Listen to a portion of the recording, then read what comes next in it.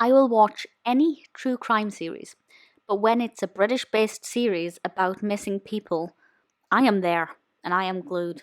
And that is definitely the case for me with Reported Missing.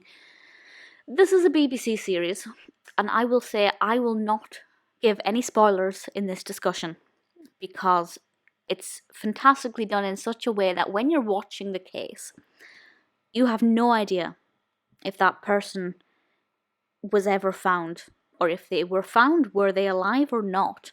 And I will say it is mixed. Sometimes they're found alive and well, sometimes they are not necessarily very alive and well, and that makes it really difficult to watch. So in each episode we have at least one missing person. A couple of the episodes they have two cases.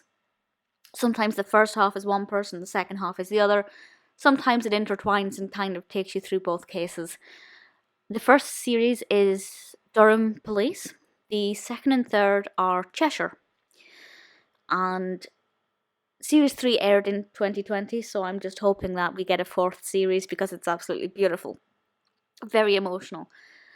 So we start off each episode with the same 2-minute introduction. I have to say that bugged me. Every episode has the exact same 2-minute introduction.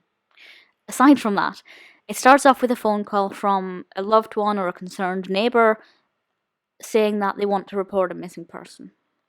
And then after that, we follow the police as they take the initial details, find out when the person was, last seen, if there were any potentially suspicious circumstances, and then the cameras go and visit the family, sometimes with the police, sometimes on their own, and we hear from the family or, loved ones and neighbours about when they last saw that person and what that person was like.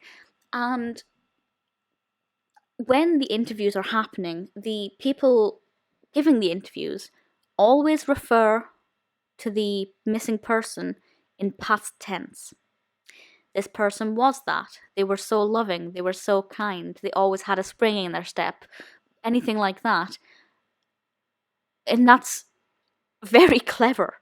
Because straight away you cannot tell if that person is found or not by the end of the episode.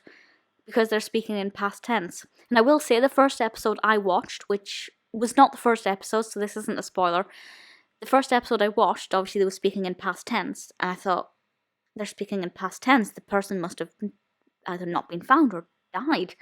But that was not necessarily the case. Very, very cleverly done.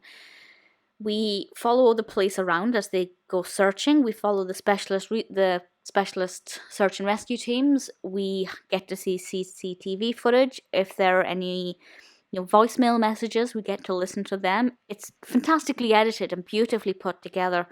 I can't remember an episode where I felt like it didn't flow properly. For the record, there are 3 episodes in the first series, 4 in the second, and 4 in the third. Apparently there was meant to be 5 in the third, but there was apparently some legal complication. I'm not entirely sure. Probably more information online. And so far, it's ticking all of the boxes. The way they've edited it together, fantastic. The clever trickery with referring only to the people in third person when doing interviews, sensational. It messes with the mind and it works so well in terms of good television. The mix of people going missing, great. We have, I think the youngest person is 5.5 years old. That was one of my favourites because it was a very complex one, and that was one of my favourites. I think that was series 2, but don't quote me on that. And I think the eldest person, I don't know, there were several elderly people in their 70s and 80s, some of sound mind, some with dementia. There were people who are drug addicts. There are people who are in a loving family with no known issues and would have no reason to disappear. And there are people, obviously there are cases where people are found. I won't tell you how many, but there are people who are found within a couple of days, or even the same day, and there are people who are not found for a very long time. If you're from Cheshire or Durham, you may be familiar with some of these cases. I don't know if any of them hit the international headlines.